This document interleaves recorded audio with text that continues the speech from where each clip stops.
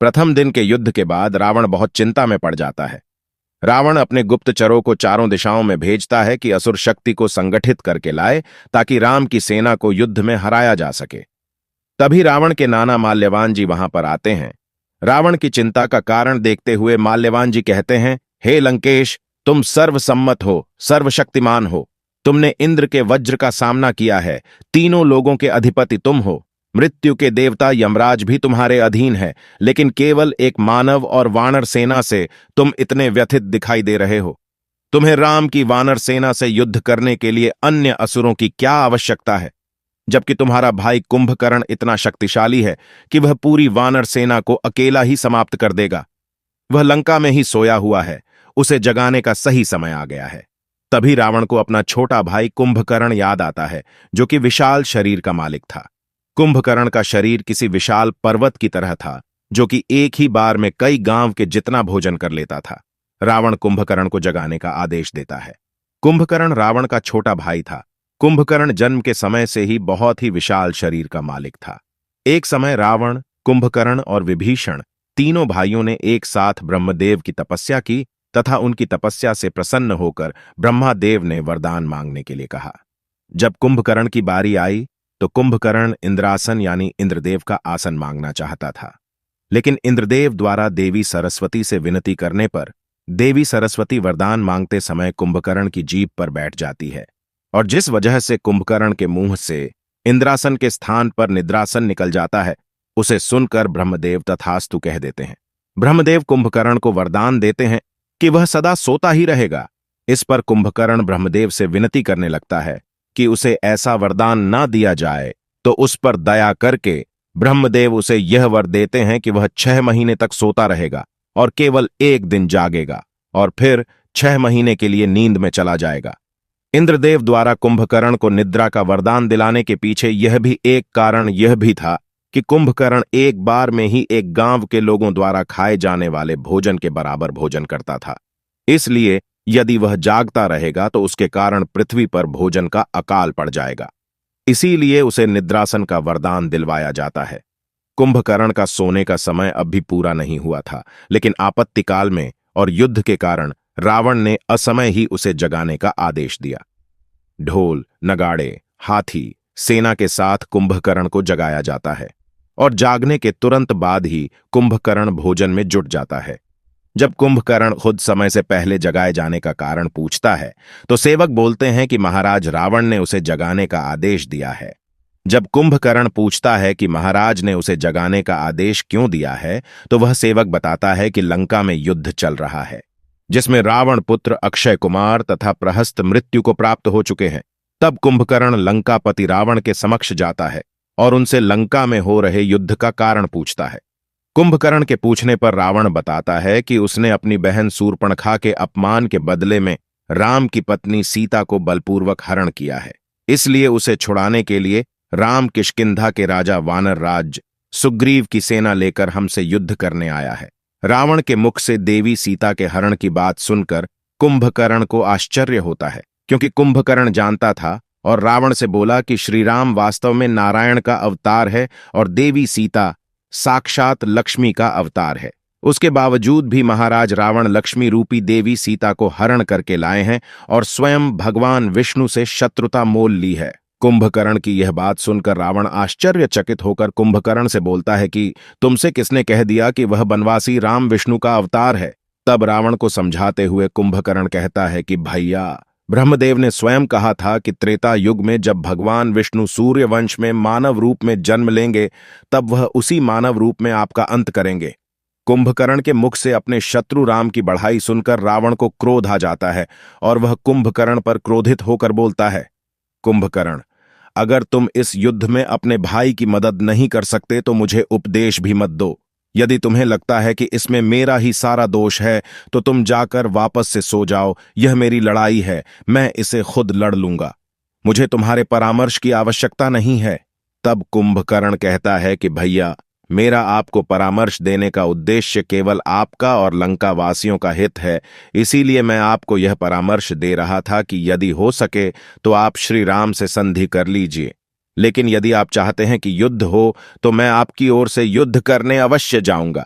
आपका छोटा भाई होने के नाते मेरा यह कर्तव्य बनता है कि जब तक मेरे प्राण हैं तब तक आप पर कोई आंच न आए।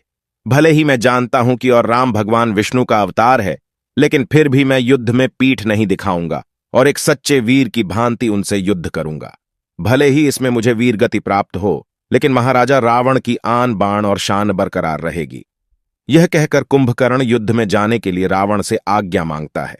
युद्ध के लिए जाते जाते कुंभकर्ण रावण से यहां कहता है कि भैया, यदि मैं इस युद्ध में मृत्यु को प्राप्त हो जाऊं तो कृपया करके आप राम से संधि कर लेना, क्योंकि मेरी मृत्यु के पश्चात लंका में कोई भी राम का सामना नहीं कर पाएगा।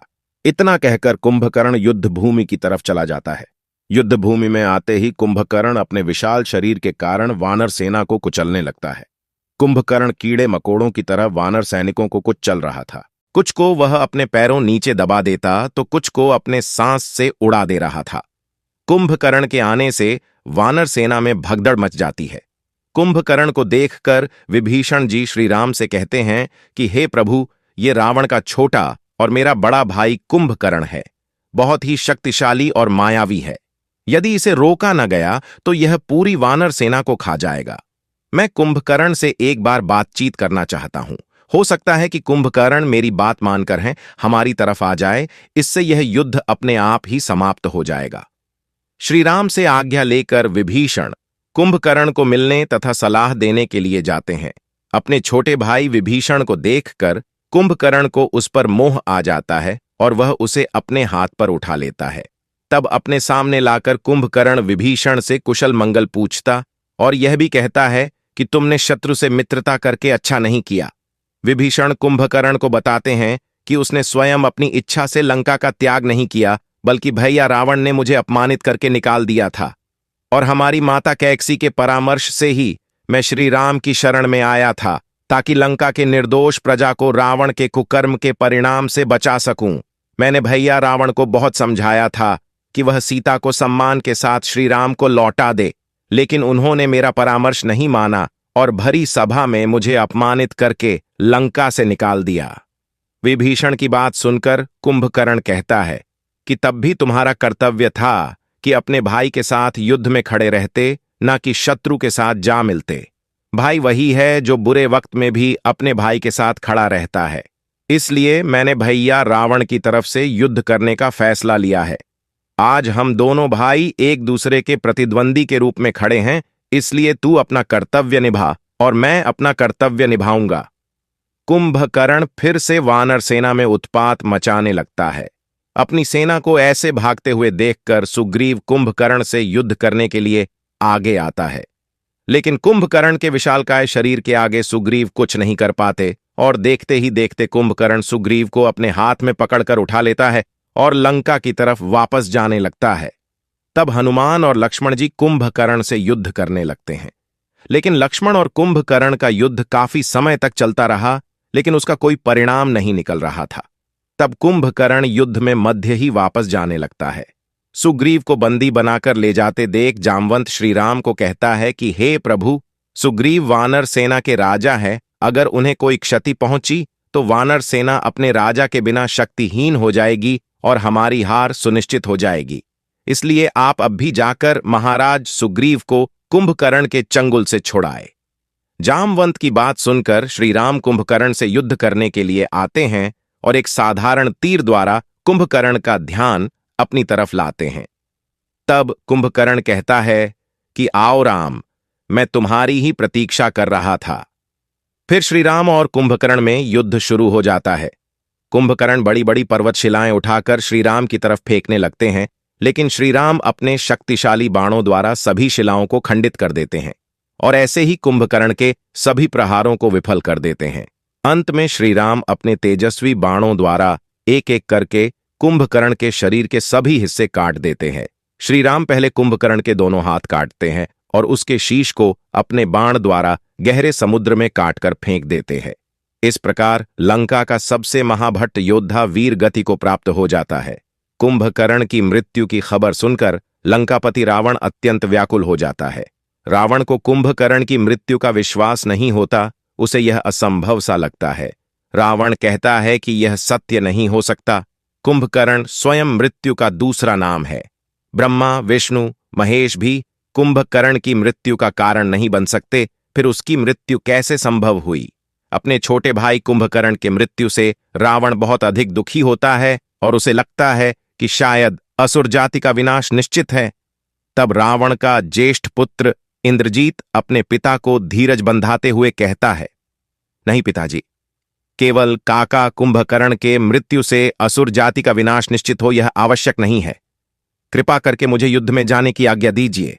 मैं आज ही राम और लक्ष्मण के जीवन का अंत करके इस युद्ध को समाप्त कर दूंगा। वही सभा में मौजूद रावण के सभी पुत्र उसका हौसला बनाते हुए कहते हैं कि पिताजी, हम आखिरी समय तक आपके साथ युद्ध लड़ेंगे और निश्चित ही जीत हमारी होगी। रावण का पुत्र अतिकाय, देवांतक, नारांतक, त्रिशरा, दारुक और निकुंभ सभी युद्ध में जाने का निश्चय करते हैं और रावण को हिम्मत बंधाते हुए कहते हैं कि पिताजी, हम सभी भाई मिलकर आज के युद्ध का निर्णय कर देंगे। रावण के सभी पुत्र युद्ध में जाते हैं, लेकिन मेघनाद के अलावा सब एक एक कर मारे जाते हैं। अपने इतने पुत्रों की मृत्यु की खबर सुनकर रावण शोक सागर में डूब जाता है। तब रावण का ज्येष्ठ पुत्र इंद्रजीत अपने पिता को धीरज बंधाता है और आगे की रणनीति का परामर्श करता है। Thanks for watching. फिर मिलते हैं अगले नए एपिसोड में। नमस्कार।